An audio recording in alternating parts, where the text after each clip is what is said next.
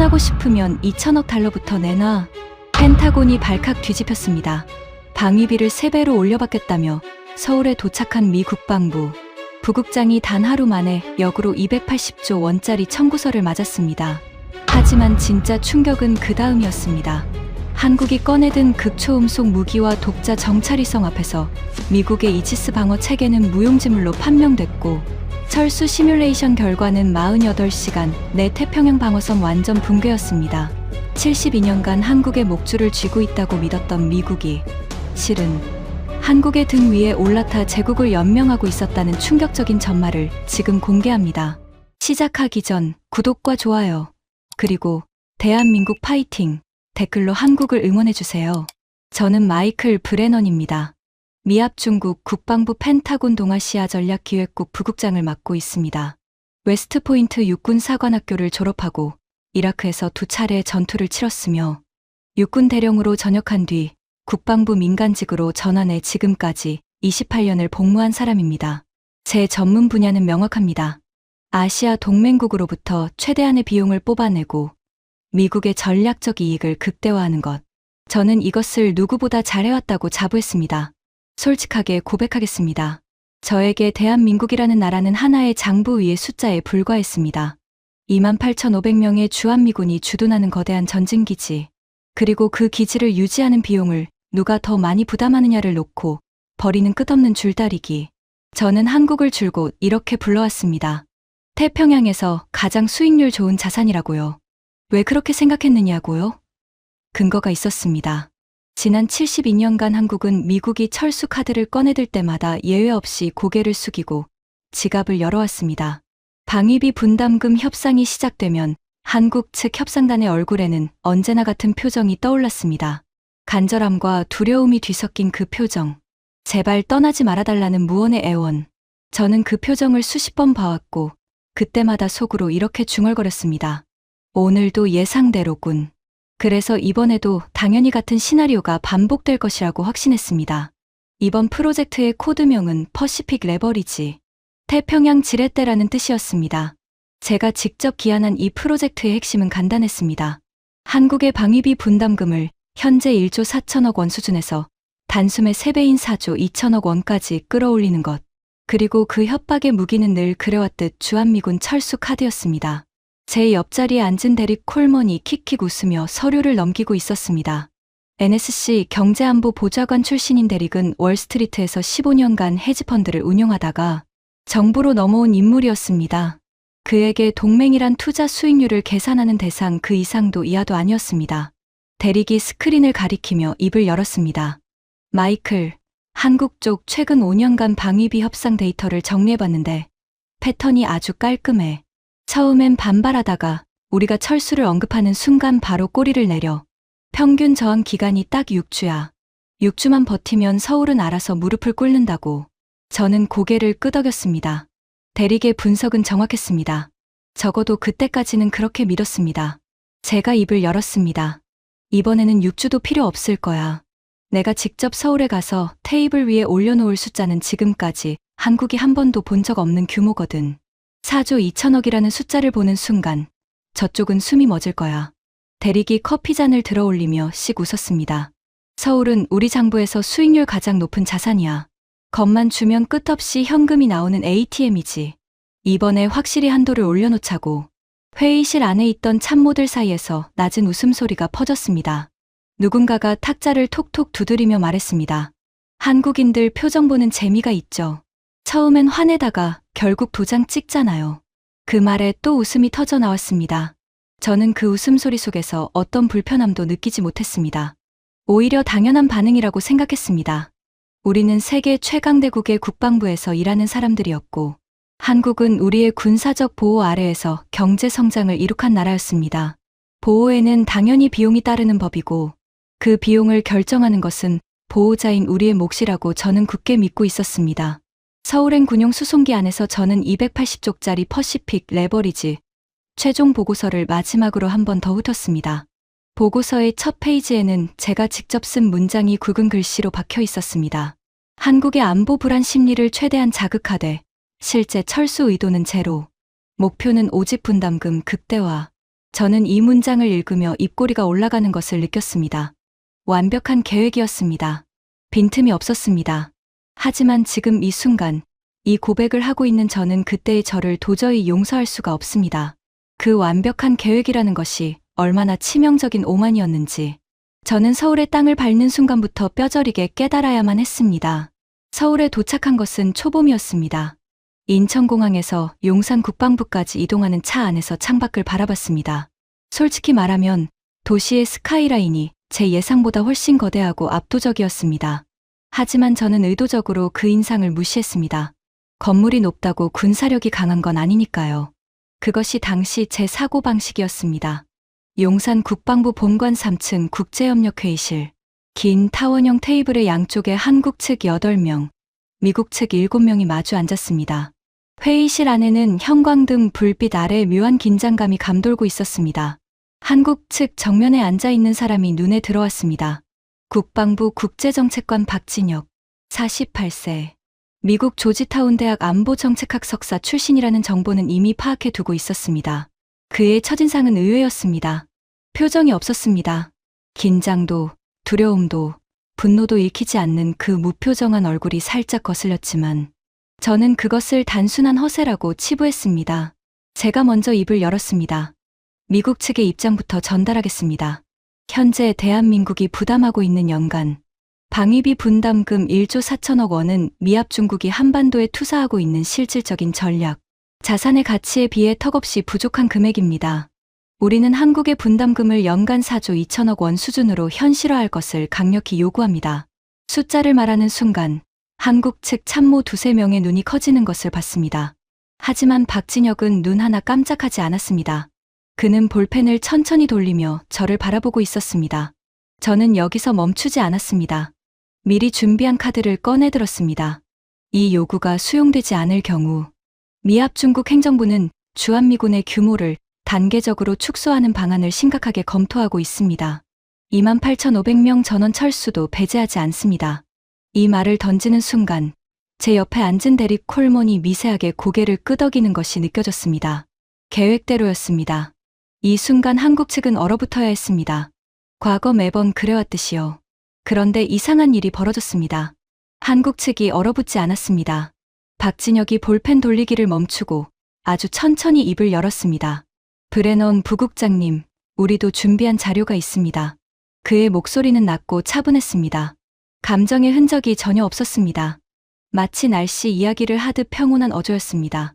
그가 옆에 앉은 보좌관에게 고개를 끄덕이자 보좌관이 회의 테이블 위로 A4 크기의 문서 뭉치를 한 부씩 밀어 넣었습니다. 저는 별 생각 없이 문서를 집어들었습니다. 표지에 적힌 제목을 읽는 순간 손가락 끝이 미세하게 떨리기 시작했습니다. 주한미군 주둔지 전략적 토지 사용 대가 산정 보고서. 대한민국 정부 공식 산정액 2천억 달러. 심장이 한 박자 건너뛰는 느낌이었습니다. 저는 눈을 2번 깜빡이며 숫자를 다시 읽었습니다. 2천억 달러. 우리 돈으로 280조 원. 이 숫자가 뭐란 말입니까? 우리가 한국에게 요구한 4조 2천억 원의 66배가 넘는 금액이었습니다. 박진혁이 다시 입을 열었습니다. 그의 목소리는 여전히 평온했지만 한마디 한마디가 메스처럼 정확했습니다. 지난 72년간 미합 중국은 대한민국의 국토 중 전략적 가치가 가장 높은 핵심 부지들을 사실상 무상으로 사용해왔습니다. 평택 캠프 험프리스, 오산, 군산, 대구, 동두천, 의정부. 이 부지들의 현재 시가와 72년간의 기회비용, 면제된 세금, 무상 제공된 인프라 비용을 모두 합산하면 최소 2천억 달러입니다. 부국장님, 미합 중국이 진정으로 한반도 철수를 원하신다면 저희가 말리지 않겠습니다. 다만 떠나기 전에 이 금액부터 정산해 주시기 바랍니다. 회의실 안의 공기가 얼어붙었습니다. 한국 측이 아니라 우리 측이 얼어붙은 겁니다. 데릭 콜먼의 얼굴에서 혈색이 빠지는 것이 보였습니다. 그의 손에 들린 커피잔이 미세하게 흔들리고 있었습니다. 저는 솔직히 말해서 그 순간 머릿속이 하얘졌습니다. 28년간 국방부에서 일하면서 동맹국에게 이런 식의 역청구를 받아본 적이 단 한 번도 없었습니다. 일본도, 독일도, 호주도, 어떤 나라도 미국에게 당신들이 우리 땅을 쓴 값을 내라고 말한 적이 없었습니다. 한국이 역사상 처음이었습니다. 하지만 저는 흔들리는 내색을 할 수 없었습니다. 이를 악물고 반격을 시도했습니다. 박 정책관, 이것은 현실적인 논의가 아닙니다. 주한미군은 한국의 안보를 위해 주둔하고 있는 것이며 그에 대한 감사는 있을지언정 사용료를 청구한다는 것은 동맹의 본질을 훼손하는 행위입니다. 박진혁이 저를 똑바로 바라보았습니다. 그의 눈동자에는 분노가 아니라 차가운 확신이 담겨 있었습니다. 동맹의 본질을 말씀하시니 한 가지 여쭙겠습니다. 부국장님께서 방금 주한미군 전원 철수를 언급하셨는데 동맹국에게 안보를 인질로 삼아 돈을 뜯어내겠다는 것이야말로 동맹의 본질을 훼손하는 행위 아닙니까? 만약 이것이 동맹이 아니라 사업이라면 우리도 사업적으로 계산하겠다는 것뿐입니다. 제 입에서 어떤 말도 나오지 않았습니다. 가슴 한가운데를 정확히 관통당한 느낌이었습니다. 이 사람은 우리의 전략을 정확히 꿰뚫어 보고 있었습니다. 철수 협박이 블러핑이라는 것을 알고 있었던 겁니다. 협상이 결렬된 직후 저는 이태원의 미군 기지 안임시 집무실로 돌아왔습니다. 문을 닫자마자 데릭 콜먼이 넥타이를 풀어헤치며 소리를 질렀습니다. 2천억 달러? 저들이 미쳤나? 이게 말이 된다고 생각하는 거야? 데릭의 이마에 굵은 땀줄기가 흘러내리고 있었습니다. 저 역시 평소의 냉정함을 유지하기가 어려웠습니다. 손이 떨려서 물컵을 잡는 것조차 쉽지 않았습니다. 저는 곧바로 워싱턴에 암호화 화상 통화를 걸었습니다. 스크린에 나타난 것은 저희 직속 상관인 로버트 헤이스 차관보였습니다. 국방부 인도태평양 안보 담당 차관보. 펜타곤에서 아시아 정책의 최종 결정권을 가진 인물이었습니다. 보고를 마친 뒤 헤이스 차관보의 반응은 제 예상과 달랐습니다. 마이클, 블러핑이야. 한국이 200억 달러도 아니고 2천억 달러를 실제로 청구할 수 있을 리가 없잖아. 저건 협상용 허풍이야. 원래 계획대로 밀어붙여. 2차 협상에서 더 강하게 나가. 차관보의 목소리는 확신에 차 있었습니다. 저도 그 말에 기대고 싶었습니다. 그래, 블러핑이겠지. 한국이 아무리 목소리를 높여도 결국은 미국 없이 못 사는 나라잖아.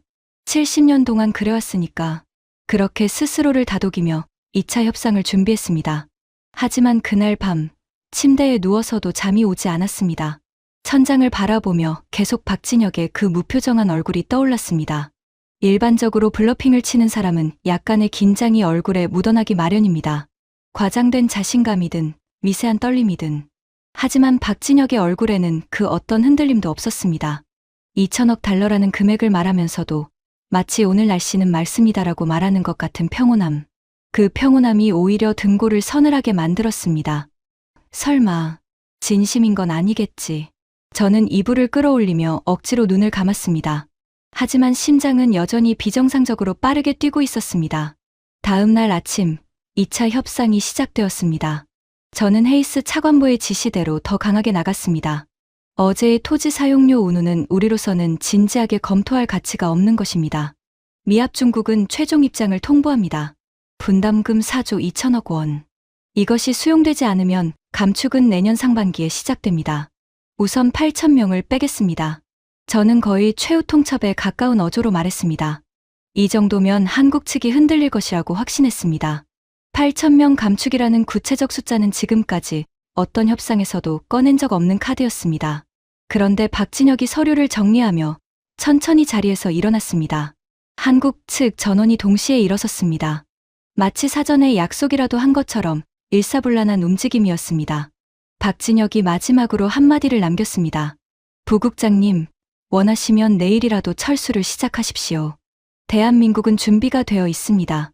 다만 2천억 달러 정산은 국제중재재판소를 통해서라도 반드시 받아내겠습니다. 그리고 한국 측은 회의실을 나갔습니다. 문이 닫히는 소리가 총소리처럼 크게 울렸습니다. 저는 빈 의자들을 멍하니 바라보았습니다. 28년 경력 동안 동맹국 협상에서 상대방이 먼저 자리를 박차고 나간 것은 처음이었습니다. 데릭 콜먼이 창백한 얼굴로 중얼거렸습니다. 저들이 진짜로 나가버렸어. 이건 대본에 없었는데. 저도 몰랐습니다. 대본에 없었습니다. 72년 동안 한 번도 벌어진 적 없는 일이 벌어진 겁니다. 한국이 미국의 면전에서 문을 닫고 나간 것입니다. 그때까지도 저는 이것이 시작에 불과하다는 것을 알지 못했습니다. 한국이 준비하고 있던 진짜 반격은 이 역청구서 따위와는 비교도 할 수 없을 만큼 거대하고 치명적인 것이었습니다. 그리고 그 반격은 이미 제가 눈치채지 못한 사이에 시작되고 있었습니다. 2차 협상이 결렬된 직후 저는 서울 주재 미 대사관 지하 보안실에서 워싱턴과 긴급 화상 회의를 열었습니다. 스크린에는 로버트 헤이스 차관보뿐만 아니라 NSC, 인도태평양 조정관, 케빈 러셀까지 접속해 있었습니다. 상황이 그만큼 심각해졌다는 뜻이었습니다.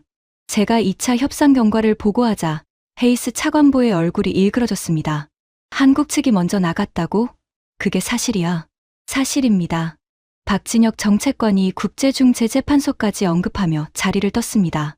스크린 너머에서 잠시 침묵이 흘렀습니다.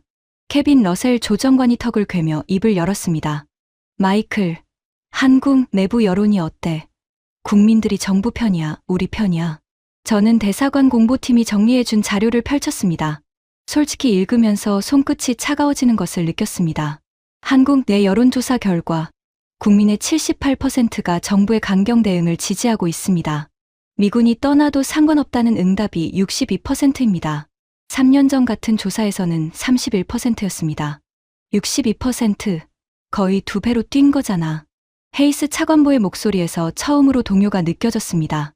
하지만 그는 곧 표정을 추슬렀습니다. 여론이야 유동적인 거니까. 실제로 우리가 감축을 시작하면 분위기가 확 바뀔 거야. 마이클, 3차 협상에서 구체적인 감축 일정표를 테이블에 올려놔. 8,000명 감축 1단계 시점을 6개월 뒤로 못 박아. 실제로 짐 싸는 모습을 보여줘야 저들이 정신을 차리지. 알겠습니다. 통화를 끊은 뒤 데릭 콜먼이 옆에서 고개를 저었습니다. 마이클, 나도 20년 넘게 협상해왔지만 이건 느낌이 달라. 한국 쪽 박진혁이라는 사람, 블러핑 치는 얼굴이 아니었어. 블러핑이 아니면 뭔데? 진심이었다면? 저는 데릭의 말을 무시했습니다. 아니, 무시하고 싶었습니다. 한국이 진심으로 미군 철수를 받아들일 준비가 되어 있다면 우리의 퍼시픽 레버리지 전체가 무너지는 것이었습니다. 그건 있을 수 없는 일이었습니다. 72년간 한 번도 일어나지 않은 일이 갑자기 벌어질 리가 없었습니다. 하지만 벌어졌습니다.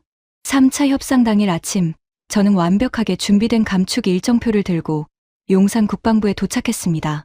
6개월 뒤 1단계 8,000명 감축, 12개월 뒤 2단계 12,000명 추가 감축, 18개월 뒤 전원 철수 완료.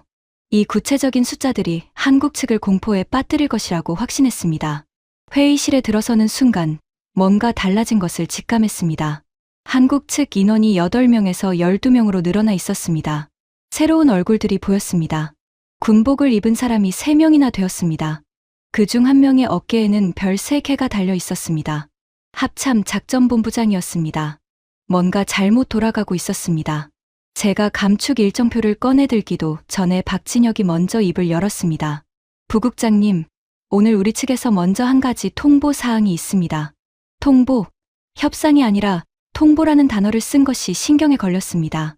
대한민국 정부는 미합 중국 측의 방위비 분담금 증액 요구를 전면 거부합니다. 현행 1조 4천억 원 수준도 재검토 대상입니다. 또한 2천억 달러의 토지 사용대가 청구는 취소가 아니라 확정 절차에 들어갔음을 알려드립니다. 국제법 자문단 구성이 완료되었습니다. 제 손에 들린 감축 일정표가 갑자기 무게를 잃은 종이처럼 느껴졌습니다. 저는 이를 악물고 계획대로 일정표를 테이블에 펼쳐 놓았습니다. 한국 측의 입장은 확인했습니다. 그러나 미합 중국도 입장이 있습니다.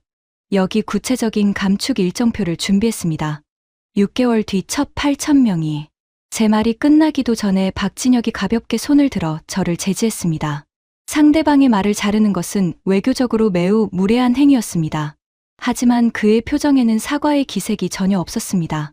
부국장님, 그 일정표는 가지고 돌아가셔도 됩니다. 대한민국 국군은 미군 없이도 한반도 방위 임무를 수행할 완전한 준비가 되어 있습니다. 그 근거를 지금부터 보여드리겠습니다. 박진혁이 고개를 끄덕이자 회의실 정면에 대형 스크린이 켜졌습니다. 그리고 그 스크린에 나타난 영상이 제 세계관을 뿌리째 흔들기 시작했습니다. 스크린에 뜬 영상은 푸른 하늘을 가르는 하얀 비행체였습니다. 길쭉한 유선형 동체가 불꽃을 내뿜으며 믿을 수 없는 속도로 날아가고 있었습니다. 영상 하단에 실시간 비행 데이터가 표시되어 있었습니다. 고도 24km, 속도 마하 7.2, 엔진 모드 스크램제트. 박진혁이 차분하게 설명을 시작했습니다. 이것은 대한민국이 독자 개발한 극초음속 비행체입니다. 코드명은 공개할 수 없으나 최고 속도 마하 7.2, 최대 고도 24km에서 램제트와 스크램제트 엔진 간 자유 전환을 완벽하게 실현했습니다. 지난달 세 번째 시험 발사에서 모든 기술 목표를 초과 달성했습니다. 심장이 벼락을 맞은 것처럼 쿵 내려앉았습니다. 마하 7.2, 초속 2.4km, 서울에서 부산까지 2분이 걸리지 않는 속도입니다. 하지만 속도보다 더 충격적인 것은 따로 있었습니다. 저는 극초음속 무기에 대해 누구보다 잘 알고 있었습니다. 미국이 극초음속 개발에 얼마나 고전하고 있는지도 알고 있었습니다. 우리의 AGM-183A 프로젝트는 시험 발사 실패를 거듭한 끝에 사실상 보류 상태였습니다. 러시아가 자랑하는 킨잘은 마하 10을 주장하지만 실전에서는 우크라이나의 패트리어트에 요격당한 전례가 있었습니다. 중국의 DF-17은 마하 5급이었습니다. 그런데 한국이 마하 7.2를 찍었다고요? 램제트와 스크램제트 간 자유 전환까지? 저는 참을 수 없어 질문을 던졌습니다. 이 데이터가 검증된 것입니까? 어떤 기관의 인증을 받았습니까? 박진혁이 미세하게 입꼬리를 올렸습니다. 처음으로 본 그의 표정 변화였습니다.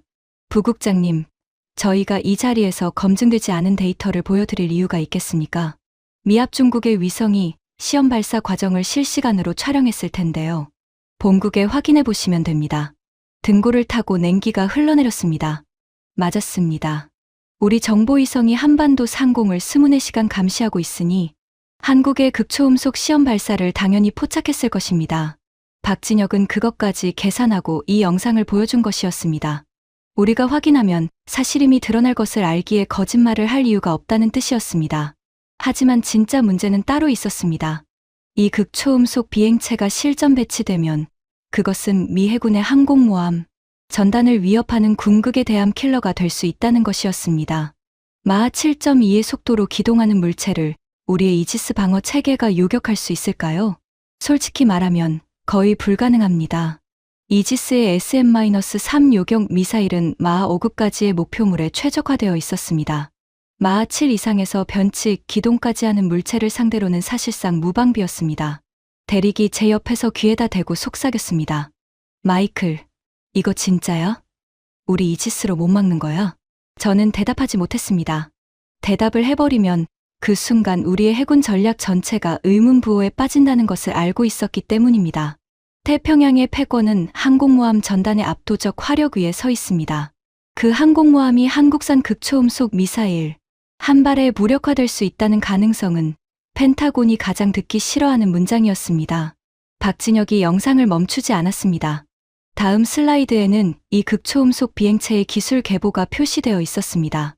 엔진 설계, 내열 소재, 유도 알고리즘 전부 대한민국 독자 개발. 미국이나 러시아의 기술 이전을 받은 흔적이 전혀 없었습니다. 자체 기술로 이 수준을 달성했다는 것 자체가 경악할 일이었습니다. 부국장님, 이것이 우리가 미군 없이도 한반도를 지킬 수 있다고 말씀드리는 첫 번째 근거입니다. 아직 9가지가 더 남았습니다. 9가지가 더 남았다고요? 제 위장이 뒤틀리는 느낌이었습니다. 하지만 가장 두려웠던 것은 박진혁의 그 평온한 목소리였습니다. 이 사람은 우리를 협박하는 것이 아니었습니다. 사실을 보여주고 있었습니다. 그리고 사실은 협박보다 훨씬 무서운 법입니다. 스크린의 영상이 바뀌었습니다. 이번에는 우주에서 찍은 한반도 위성 사진이었습니다. 한반도 전역을 커버하는 5개의 궤도 라인이 파란 선으로 그려져 있었습니다. 박진혁이 이어서 말했습니다. 두 번째 근거입니다. 대한민국은 올해 독자 군사정찰위성 5기 체계의 구축을 완료했습니다.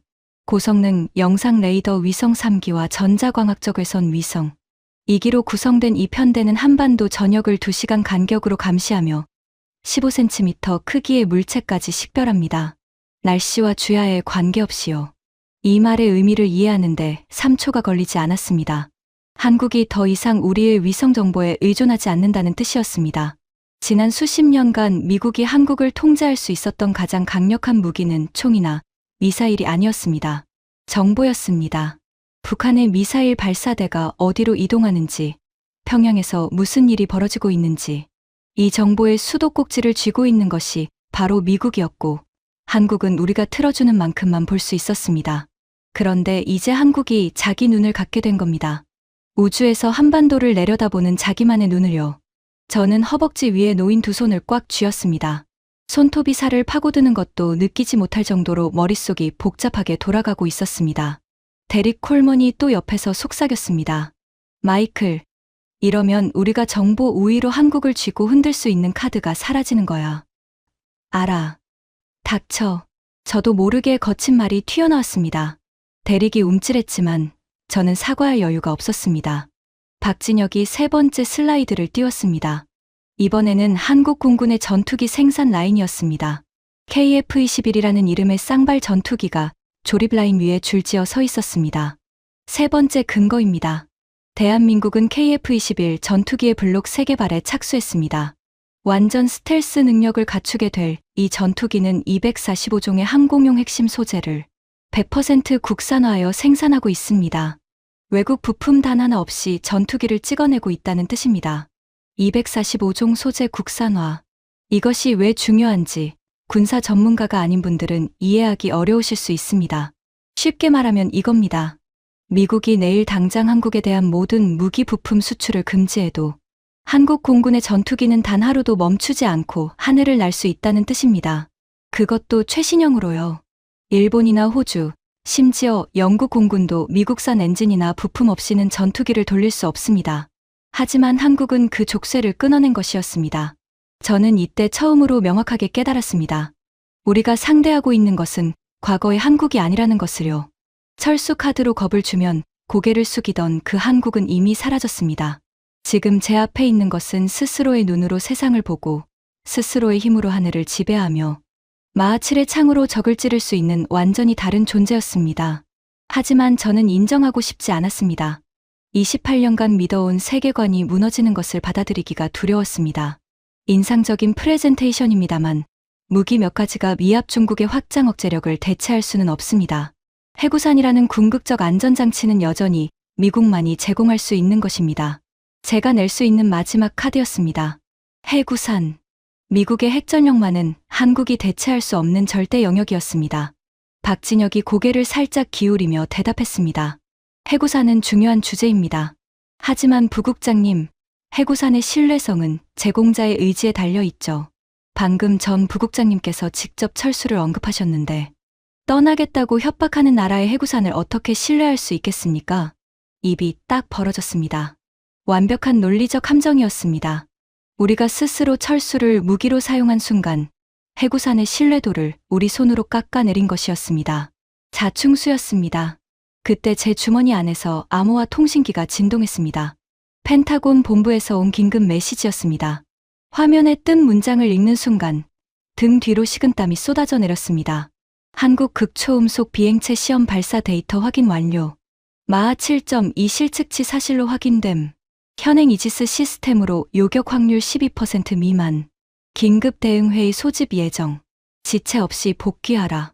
요격 확률 12% 미만. 이 5글자가 눈앞에서 빙빙 돌았습니다. 미 해군의 자랑인 이지스 방어 체계가 한국의 극초음속 무기 앞에서 사실상 무력하다는 뜻이었습니다. 저는 힘겹게 고개를 들어 박진혁을 바라보았습니다. 그는 여전히 무표정했지만 눈 속에 미세한 빛이 흐르고 있었습니다. 모든 것을 알고 있다는 눈빛이었습니다. 펜타곤 본부의 긴급 복귀 명령에도 불구하고 저는 서울에 남았습니다. 워싱턴으로 돌아가면 이번 협상은 완전한 실패로 기록될 것이었습니다. 뭔가 한 가지라도 우리 쪽에 유리한 성과를 챙겨가야 했습니다. 하지만 다음 날 한국 측이 저를 완전히 벼랑 끝으로 몰아넣는 일이 벌어졌습니다. 박진혁이 제게 개별 면담을 요청했습니다. 공식 협상장이 아닌 국방부 내 소규모 회의실에서 둘만 마주 앉았습니다. 그의 첫 마디가 저희 심장을 얼려버렸습니다.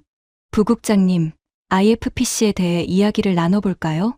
IFPC, 통합 방화력 지휘 체계. 미 육군의 최신형 다층 방어 시스템이었습니다. 사드가 고도 100km 이상의 높은 하늘을 방어하고 패트리어트가 중고도 40km 구간을 담당한다면 IFPC는 10km 이하의 저고도로 파고드는 드론, 순항, 미사일, 로켓, 박격포까지 전부 잡아내는 최종 방패였습니다. 하나의 발사대에서 최대 6종류의 요격 미사일을 인공지능으로 조합해 발사하는 사실상 하늘을 덮는 강철 그물이었습니다. 그리고 이것은 제가 직접 관여한 극비 프로젝트 중 하나였습니다. 원래 IFPC의 첫 해외 배치는 3년 뒤에나 예정되어 있었습니다. 하지만 저는 이 일정을 18개월이나 앞당겨 대한민국에 가장 먼저 배치하도록 승인 보고서를 작성한 사람이었습니다. 오산 공군 기지 내 제35 방공포병 여단 구역에 몰래 들여놓은 것이었습니다. 한국 정부에는 통보하지 않았습니다. 우리 영내에 우리 무기를 배치하는데 동맹국의 허락이 필요하냐는 것이 저희 판단이었습니다. 그런데 한국이 그것을 알고 있다고요? 제가 IFPC에 대해 무슨 말씀을 하시려는 건지 최대한 태연하게 물었지만 목소리가 미세하게 갈라진 것을 스스로도 느꼈습니다. 박진혁이 태블릿을 꺼내 사진 한 장을 보여주었습니다. 오산 기지 내부를 위해서 촬영한 사진이었습니다. IFPC 발사대의 특유한 황색 구조물이 선명하게 잡혀 있었습니다. 촬영 각도로 보아 위성에서 찍은 것이 분명했습니다. 순간 머릿속에서 번개가 쳤습니다. 한국의 독자 정찰위성. 그들이 자기 눈으로 직접 찍은 것이었습니다. 부국장님, 미합 중국이 18개월이나 일정을 앞당겨 IFPC를 우리 땅에 배치한 것을 저희는 배치 첫날부터 알고 있었습니다. 우리 위성이 잡아냈거든요. 배치 첫날부터. 이 말에 온몸의 피가 한순간에 얼어붙는 것 같았습니다. 우리가 극비로 추진한 작전을 한국이 첫날부터 지켜보고 있었다는 뜻이었습니다. 우리는 한국 몰래 무기를 배치했다고 생각했지만 실제로는 한국이 우리를 몰래 감시하며 지켜보고 있었던 것입니다. 감시당하고 있던 쪽은 한국이 아니라 우리였습니다. 박진혁이 말을 이었습니다. 여기서 한 가지 질문을 드리고 싶습니다. 철수하겠다고 협박하는 나라가 왜 18개월이나 앞당겨 자국의 가장 첨단 방어 시스템을 우리 땅에 가져다 놓습니까? 앞에서는 나가겠다고 하면서 뒤로는 가장 비싼 무기를 들여놓는 이 모순을 어떻게 설명하시겠습니까? 대답할 수 없었습니다. 대답할 말이 없었습니다. IFPC를 한국에 배치한 진짜 이유는 한반도가 미국의 인도태평양 방어선에서 가장 중요한 전초기지이기 때문이었습니다. 한국 없이는 이 방어선이 유지되지 않기 때문에 가장 비싸고 가장 첨단인 무기를 가장 먼저 가져다 놓은 것이었습니다. 철수와는 정반대되는 행위를 우리 스스로 한 것이었습니다. 그리고 그것을 한국이 증거까지 확보한 상태에서 우리 면전에 들이밀고 있었습니다. 부국장님이 직접 배치 승인 보고서를 작성하신 것도 알고 있습니다. 심장이 멈추는 것 같았습니다. 이건 위성 사진으로 알 수 있는 정보가 아니었습니다. 내부 정보가 새고 있다는 뜻인지 아니면 한국의 정보력이 우리가 파악한 것보다 훨씬 깊다는 뜻인지 박진혁이 태블릿을 닫으며 마지막 한마디를 던졌습니다. 부국장님, 우리는 동맹을 소중히 여깁니다. 하지만 동맹이란 서로 투명한 관계를 전제로 합니다. 우리 땅에 우리 모르게 무기를 배치하고 그 무기의 주둔 비용까지 우리에게 청구하는 것은 동맹이 아니라 점령이에요. 우리는 더 이상 그런 관계를 수용할 생각이 없습니다. 점령. 그 단어가 머릿속에서 나사모처럼 박혔습니다. 72년간 우리가 해온 일을 한국이 점령이라고 부르기 시작했다는 것. 이것은 단순한 방위비 분쟁이 아니었습니다. 한미동맹의 근본적인 성격 자체가 뒤집히고 있었습니다. 회의실을 나온 뒤 복도에서 대립과 마주쳤습니다. 대립의 얼굴이 종이처럼 하얗게 질려 있었습니다. 마이클, 군산기지 쪽에서도 연락 왔어. 한국이 MQ-9 리퍼 드론 배치 현황도 파악하고 있대. MQ-9 리퍼. 하늘의 사형 집행인이라 불리는 무인 공격기였습니다. 아프가니스탄과 이라크에서 수십 명의 테러리스트, 지도자를 제거한 그 암살 병기를 우리는 군산에 몰래 가져다 놓고 있었습니다. 한국이 그것도 알고 있다고요? 전부 알고 있었습니다. 우리가 한국 땅에서 뭘 하고 있는지를 한국이 우리보다 더 정확하게 파악하고 있었던 겁니다. 사냥꾼이라고 믿었던 우리가 실은 사냥감이었다는 소름 끼치는 깨달음이 밀려왔습니다. 다음 날 저녁 예상치 못한 연락이 왔습니다. 일본 방위성 방위정책국 참사관 나카무라 겐지가 비공식 협촉을 요청해 온 것이었습니다. 나카무라는 제가 10년 넘게 교류해온 일본 측 실무 채널이었습니다. 언제나 미국의 입장을 충실히 따르는 신뢰할 수 있는 동맹국 관료라고 생각했습니다. 서울 시내의 한 호텔 레스토랑에서 마주 앉았습니다. 나카무라의 얼굴에는 깊은 그늘이 드리워져 있었습니다. 평소의 정중한 미소가 사라지고 그 자리에 초조함과 절박함이 가득했습니다. 브레넌 부국장, 단도직입적으로 말씀드리겠습니다. 한국과의 방위비 협상이 결렬 수순으로 가고 있다는 소식을 들었습니다.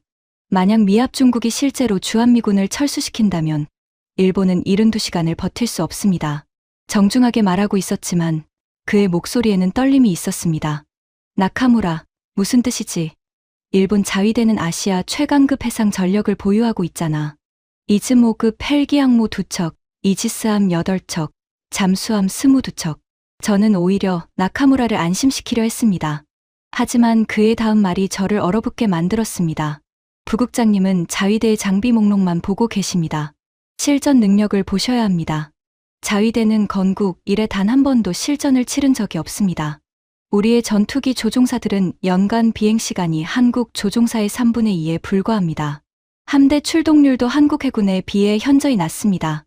고령화로 지원병 수가 매년 줄고 있어서 정원을 채우지 못하는 부대가 전체의 27%에 달합니다. 이 숫자들은 제가 몰랐던 것이 아닙니다. 펜타곤의 일본 담당팀이 매년 보고하는 내용이었습니다. 하지만 일본 측 관료의 입에서 직접 듣는 것은 완전히 다른 무게감이었습니다. 나카무라가 목소리를 더 낮추었습니다. 솔직하게 고백하면 저는 처음에 한미 간 균열을 일본의 기회로 활용하려고 워싱턴에 접근했습니다. 미국이 한국 대신 일본을 동북아의 핵심 파트너로 격상시켜 줄 것이라는 기대가 있었습니다. 그래서 방위성 내부에서 시뮬레이션을 돌려봤습니다. 주한미군 철수 후 동북아시아 군사 균형 변화 시나리오를요. 결과가 어땠지? 나카무라의 손이 테이블 위에서 움찔했습니다. 와인잔 받침을 무의식적으로 돌리며 그가 말했습니다. 재앙이었습니다.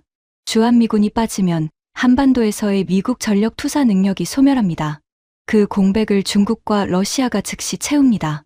대한해협과 동해를 통한 중국 해군의 태평양 진출이 사실상 자유로워지며 일본 열도의 방어 중심이 절반으로 줄어듭니다. 자위대 단독으로 이 상황을 감당하는 것은 물리적으로 불가능합니다. 하지만 일본도 방위비를 올리고 군사력을 증강하면 나카무라가 고개를 저었습니다. 부국장님, 일본이 방위비를 GDP 대비 2%로 올린다 해도 그것은 10년 뒤에 효과가 나타나는 이야기입니다. 지금 당장의 실전 전력은 한국의 절반에도 미치지 못합니다. 한국은 63만 현역 병력과 310만 예비군을 보유하고 있습니다. 자위대 정원 24만 7천 명 중 실제 충원율은 78%입니다. 19만 명 남짓이 일본의 전부예요. 나카무라가 테이블 위에 손을 모으고 저를 직시했습니다. 부국장님, 제가 진정으로 말씀드리고 싶은 것은 이것입니다. 한국을 놓치지 마십시오. 미국이 한국을 잃으면 일본도 잃습니다. 그리고 일본을 잃으면 태평양을 잃습니다. 한국은 교체 가능한 부품이 아닙니다. 한반도는 동북아시아 전체의 핀포인트입니다. 그 핀 하나를 빼는 순간 모든 것이 무너집니다. 저는 와인잔을 들어 올렸지만 한 모금도 마시지 못했습니다. 입안이 바짝 말라 있었습니다. 일본이 한국의 가치를 이렇게 절절하게 호소할 줄은 꿈에도 몰랐습니다. 일본과 한국은 역사적으로 갈등이 깊은 나라입니다. 군사적으로도 경쟁 관계에 가깝습니다. 그런 일본이 우리에게 한국을 지켜달라고 사실상 구걸하고 있었습니다. 그만큼 한국이라는 존재가 동북아시아의 군사적 균형에서 대체 불가능하다는 뜻이었습니다.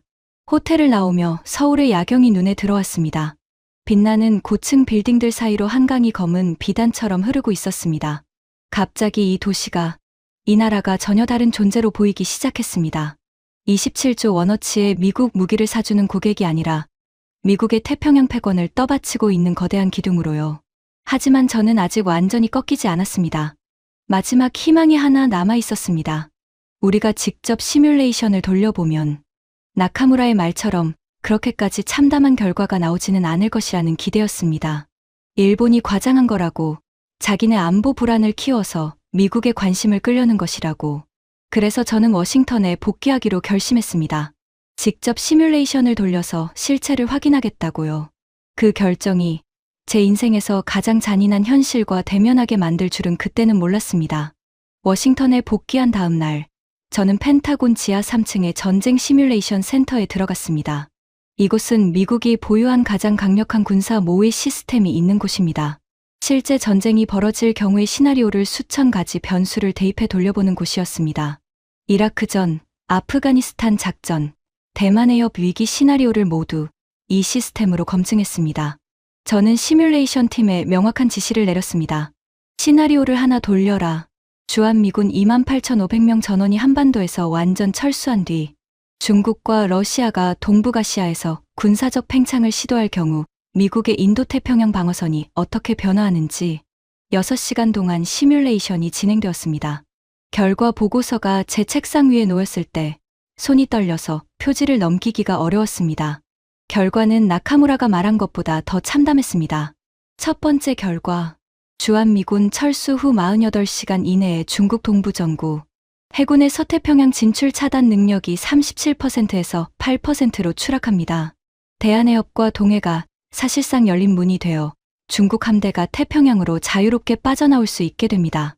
두 번째 결과, 한반도에 주둔하던 미군 정보 자산과 조기경보 레이더가 사라지면 중국과 북한의 미사일 발사를 탐지하는 시간이 현재 4분에서 11분으로 늘어납니다. 7분의 차이가 미국 본토 방어의 생사를 가를 수 있습니다. 세 번째 결과, 철수한 미군을 괌이나 하와이에 재배치할 경우 기존 한반도 기지와 동등한 수준의 전력, 투사 능력을 재구축하는 데 드는 비용이 최소 1조 2천억 달러, 소요 기간 15년 이상, 1조 2천억 달러, 한국이 청구한 2천억 달러의 6배였습니다. 한국 땅을 무상으로 쓰면서 돈을 더 내라고 협박한 우리가 만약 실제로 쫓겨날 경우 그 대가로 치러야 하는 비용이 6배나 더 크다는 뜻이었습니다. 네 번째 결과가 가장 충격적이었습니다. 한국 철수 후 일본 방어선만으로 동북아를 유지할 수 있는 확률 23%, 사실상 불가능이라는 의미였습니다. 나카무라의 경고는 과장이 아니라 오히려 겸손한 표현이었던 것입니다. 저는 보고서를 덮고 한참을 아무 말도 하지 못했습니다. 회전 의자에 등을 기댄 채 천장에 형광등을 멍하니 올려다보았습니다. 머릿속에서 하나의 문장이 반복해서 울렸습니다. 우리에게는 카드가 없었다. 처음부터 없었다. 철수 위협이라는 것이 얼마나 공허한 헛소리였는지 숫자가 증명해버린 것이었습니다. 한국에서 미군을 빼면 미국이 잃는 것이 한국이 잃는 것보다 압도적으로 컸습니다. 우리가 한국에게 안보를 제공하는 것이 아니라 한국이 우리에게 지정학적 생명줄을 무상으로 제공하고 있었던 것입니다. 이 사실을 한국은 알고 있었고 우리는 모르고 있었습니다. 아니, 알면서도 외면하고 있었습니다. 데릭 콜먼이 시뮬레이션 센터 문을 열고 들어왔습니다. 제 얼굴을 보더니 멈칫했습니다. 결과가 그렇게 안 좋아? 저는 보고서를 데릭에게 밀어 넘겼습니다. 데릭이 페이지를 넘기며 읽기 시작했습니다. 30초가 지나자 그의 이마에 땀이 맺히기 시작했습니다. 1분이 지나자 손이 떨렸습니다. 2분이 지나자 그가 보고서를 탁 덮으며 욕을 뱉었습니다. 이건 우리가 한국을 압박할 수 있는 상황이 아니라 한국이 우리를 쥐고 흔들 수 있는 상황인 거야. 정확했습니다. 우리가 한국에게 돈을 더 내라고 협박한 것이 아니라 한국이 우리에게 여기 있고 싶으면 우리 조건을 받아들여라라고 통보할 수 있는 입장이었습니다. 공급자와 수요자의 관계가 완전히 뒤집혀 있었던 것입니다. 저는 데릭에게 물었습니다. 처음에 넌 한국을 뭐라고 불렀지? 데릭이 멋쩍은 표정을 지었습니다. 수익률 가장 높은 자산. 겁만 주면 현금 나오는 ATM. 그래. 근데 지금 보니까 ATM이 아니라 산소탱크였어. 우리가 숨 쉬고 있는 산소탱크.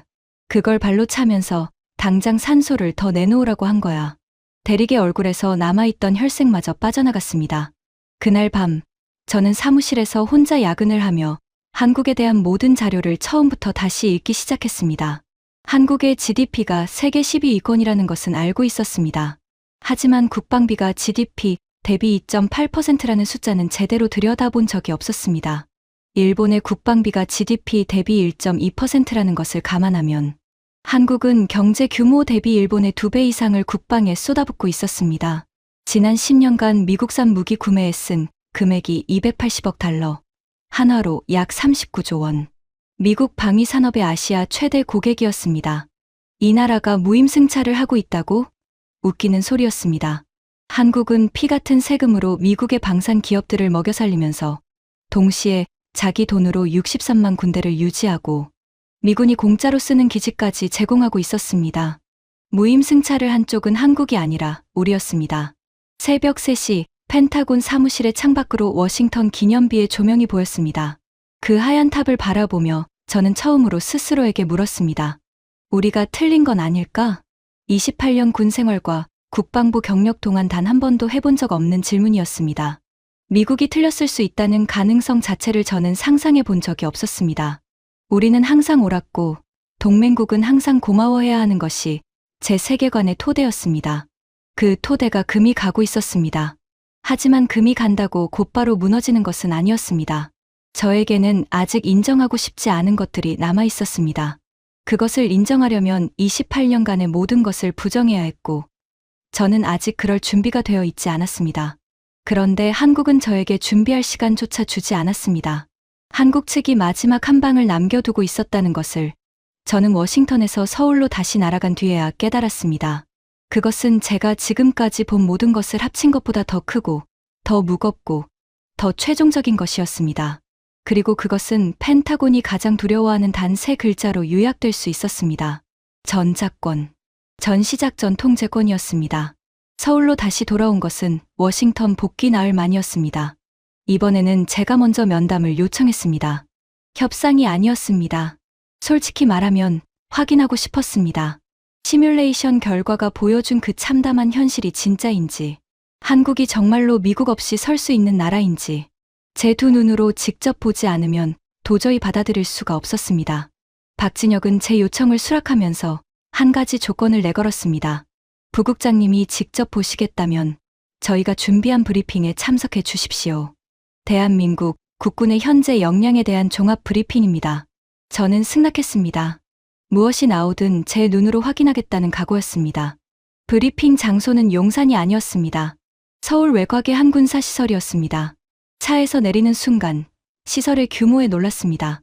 지상에서 보이는 것은 소박한 건물 몇 채에 불과했지만 지하로 내려가자 거대한 작전 지휘 센터가 모습을 드러냈습니다. 수십 개의 대형 스크린이 벽면을 가득 채우고 있었고 각 스크린에는 한반도 전역의 실시간 군사 데이터가 흐르고 있었습니다. 한국군 합참작전본부장이 직접 브리핑을 진행했습니다. 별 3개의 중장이었습니다. 그의 첫 마디가 인상적이었습니다. 브레넌 부국장님, 오늘 보여드리는 것은 미래 계획이 아니라 현재 운용 중인 실전 역량입니다. 모든 수치는 실측치이며 검증은 부국장님의 본국 정보기관을 통해 하셔도 됩니다. 브리핑이 시작되었습니다. 그리고 1시간 반 동안 제가 본 것은 제28년 군사 경력의 모든 전제를 뿌리째 뒤흔드는 것이었습니다. 첫 번째 스크린. 대한민국 3축 체계 현황. 킬체인. 한국형 미사일 방어. 대량응 징보복. 이 세 축이 하나의 네트워크로 연결되어 실시간으로 작동하고 있었습니다. 정찰위성 5기가 2시간 간격으로 한반도를 스캔하고 이상 징후가 탐지되면 킬체인이 자동으로 표적을 할당하며 타격 명령은 한국군 지휘부에서 독자적으로 내려지고 있었습니다. 독자적으로. 이 단어가 핵심이었습니다. 미국의 승인을 기다리는 절차가 어디에도 없었습니다. 한국군은 자기 눈으로 보고 자기 두뇌로 판단하며 자기 손으로 방아쇠를 당기는 완전 자율 체계를 이미 구축해 놓고 있었습니다. 두 번째 스크린. KF-21 블록 세계발 현황. 스텔스 성능을 완전히 갖추게 될 차세대 전투기의 도면과 시험 데이터가 표시되어 있었습니다.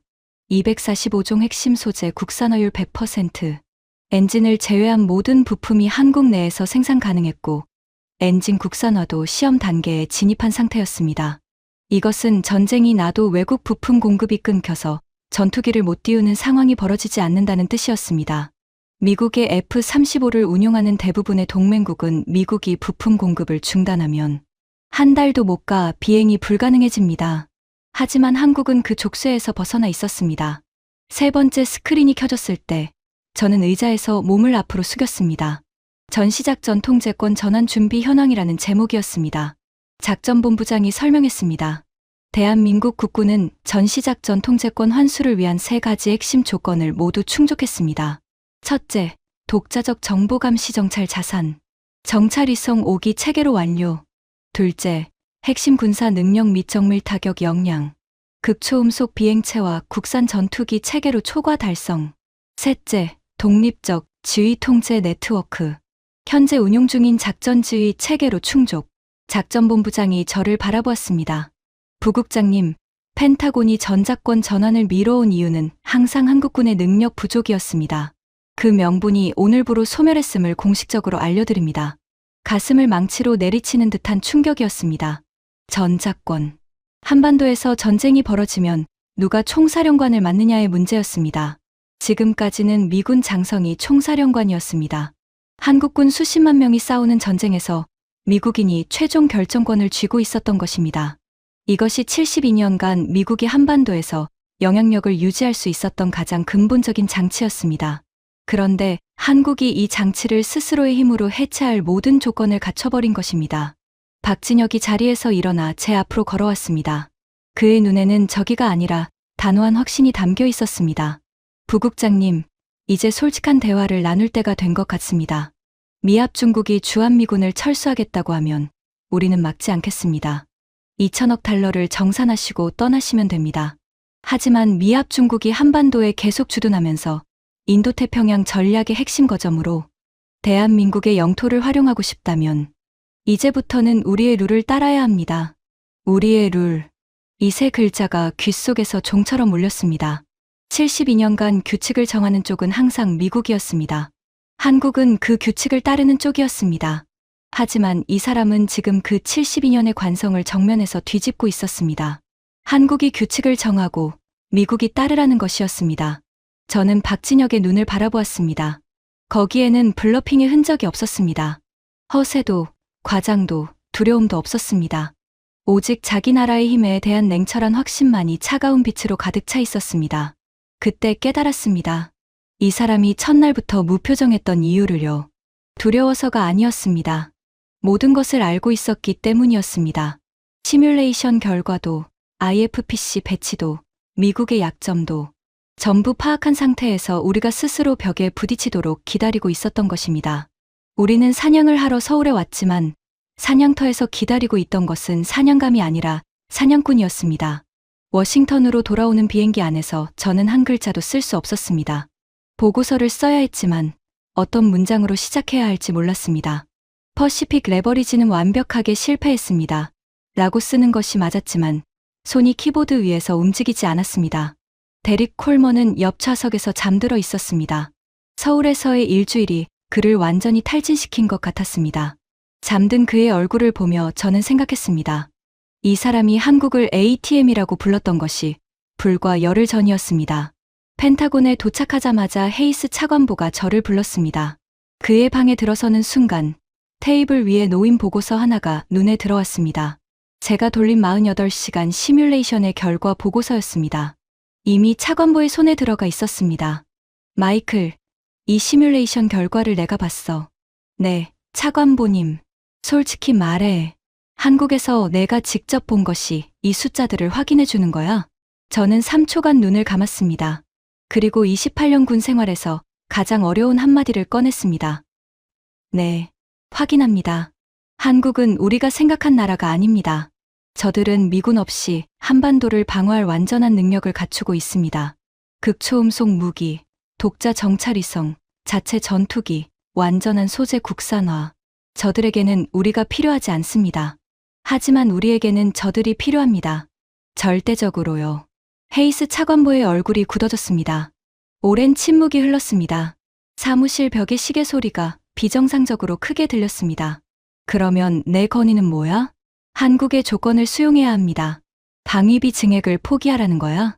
증액은커녕 현행 수준도 감사해야 합니다. 한국이 우리에게 제공하는 지정학적 가치를 돈으로 환산하면 우리가 오히려 한국에 주둔료를 내야 하는 상황입니다. 헤이스 차관보가 책상을 손바닥으로 쳤습니다. 쾅 하는 소리가 방 안에 울렸습니다. 28년 동안 동맹국한테 고개를 숙인 적이 한 번도 없었어. 그런데 지금 나한테 한국 앞에 무릎을 꿇으라는 거야? 무릎을 꿇는 것이 아닙니다. 차관보님. 현실을 직시하는 겁니다. 우리가 한국을 잃으면 인도태평양 방어선이 무너집니다. 일본만으로는 중국을 막을 수 없습니다. 시뮬레이션이 증명했습니다. 한국은 교체할 수 있는 부품이 아닙니다. 이 행성의 한반도를 대체할 지정학적 위치는 존재하지 않습니다. 헤이스 차관보가 의자에 깊이 몸을 묻었습니다. 천장을 올려다보는 그의 눈에 피로와 분노, 그리고 무엇보다 패배감이 서려 있었습니다. 마이클, 아까 내가 한국 측에서 전작권 이야기를 꺼냈다고 했지. 네. 전시작전 통제권 환수를 위한 모든 조건을 충족했다고 공식 통보받았습니다. 그러면 한국이 전작권을 가져가면 우리는 뭐가 되는 거야? 지원자가 됩니다. 지휘관이 아니라 지원자요. 한반도 전쟁의 총사령관은 한국군 장성이 맡고 미군은 뒤에서 보조하는 역할이 됩니다. 다시 긴 침묵이 이어졌습니다. 헤이스 차관보가 손으로 얼굴을 쓸어내리며 말했습니다. 72년이야, 마이클. 72년 동안 우리가 저 반도의 운전대를 잡고 있었어. 그 운전대를 넘겨주라고? 저는 헤이스 차관보의 눈을 직시하며 대답했습니다. 차관보님, 솔직히 여쭤보겠습니다. 운전대를 넘겨주는 것이 두려우십니까? 아니면 한국이 우리보다 운전을 더 잘할 수 있다는 사실이 두려우십니까? 헤이스 차관보가 아무 말도 하지 못했습니다. 제가 찌른 곳이 정확히 핵심이었기 때문입니다. 우리가 전작권을 놓지 않으려 한 진짜 이유는 한국의 능력이 부족해서가 아니었습니다. 한국이 우리 없이도 할 수 있다는 것을 인정하는 순간 미국의 동북아시아 지배력이 사라지기 때문이었습니다. 한국을 통제하기 위한 마지막 고삐가 전작권이었던 것입니다. 하지만 고삐로 묶을 수 있는 것은 당나귀지 용은 아닙니다. 한국은 이미 용이 되어 있었습니다. 그날 밤 저는 사무실에서 퍼시픽 레버리지 보고서의 표지를 한참 바라보았습니다. 제가 직접 쓴 그 문장. 한국의 안보 불안 심리를 최대한 자극하되 실제 철수 의도는 제로. 목표는 오직 분담금 극대화. 이 문장이 이제는 세상에서 가장 어리석은 문장으로 보였습니다. 안보 불안 심리를 자극할 수 없는 나라를 상대로 안보 불안을 무기로 쓰겠다는 계획이었으니까요. 저는 천천히 보고서 표지 위에 빨간 펜으로 한 줄을 그었습니다. 프로젝트 종결이라고 적었습니다. 지금 이 고백을 하는 저는 더 이상 한국을 ATM이라 부르지 않습니다. 그 오만함이 얼마나 무지한 것이었는지 뼈저리게 깨달았기 때문입니다. 한국은 미국이 돈을 뜯어내는 약소국이 아니었습니다. 한국은 스스로의 눈으로 우주를 바라보고 스스로의 손으로 마하7의 창을 만들며 스스로의 의지로 72년의 굴종을 끊어내는 나라였습니다. 그리고 가장 뼈 아픈 진실은 이것입니다.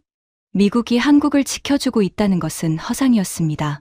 한국이 미국의 태평양 패권을 떠받치고 있었던 것이 현실이었습니다. 우리가 한국에게 감사해야 할 일이지 한국이 우리에게 고개를 숙여야 할 이유는 처음부터 존재하지 않았습니다. 제가 서울에서 돌아온 뒤 방위비 협상은 한국의 조건에 가까운 방향으로 재개되었습니다. 구체적인 결과는 아직 공개할 수 없습니다. 다만 한 가지는 확실히 말씀드릴 수 있습니다. 이제 테이블 위에서 규칙을 정하는 쪽은 더 이상 워싱턴이 아닙니다. 마지막으로 한 가지만 더 말씀드리겠습니다. 저는 한국에서 돌아온 뒤 처음으로 한국전쟁 기념관을 찾았습니다. 워싱턴 내셔널 몰에 있는 그 기념관을요. 비를 맞으며 순찰하는 미군 병사들의 석상 앞에 서서 한참을 바라보았습니다. 70여 년 전 추위와 배고픔 속에서 한반도에서 싸운 미군 병사들. 그들은 진정한 의미의 동맹이었습니다. 피를 나눈 형제였습니다. 하지만 지금의 워싱턴은 그 피의 기억을 달러로 환산하려 하고 있었습니다. 동맹을 사업으로 바꿔버린 것은 한국이 아니라 우리였습니다. 대한민국이라는 나라는 70년 전 잿더미 위에서 일어나 세계 12위의 경제 대국을 건설하고 세계 3위권의 군사 강국으로 성장했으며 이제는 미국과 대등하게 마주 앉아 새로운 규칙을 쓸 수 있는 주권 국가가 되었습니다. 그 과정에서 한국이 흘린 피와 땀을 폄하하며 돈을 더 내라고 협박한 우리의 오만이 저는 부끄럽습니다. 진정한 국가의 힘은 남의 보호에 기대는 것이 아니라 스스로의 눈으로 세상을 보고 스스로의 힘으로 하늘을 지키며 스스로의 목소리로 당당하게 말할 수 있을 때 비로소 완성됩니다. 대한민국은 그 정상에 도달한 나라입니다. 이제 질문의 방향은 완전히 바뀌었습니다. 한국이 미국에게 무엇을 바쳐야 하느냐가 아닙니다. 미국이 한반도에 계속 존재하기 위해 한국에게 무엇을 내놓아야 하느냐. 그것이 지금 이 시대의 진짜 질문입니다. 지금까지 펜타곤 부국장이 서울에서 겪은 충격적인 이야기였습니다. 대한민국의 저력이 자랑스러우시다면 이 영상을 주변에 널리 공유해 주세요. 여러분의 관심이 우리나라의 위상을 더 높이는 힘이 됩니다. 구독과 좋아요도 부탁드립니다.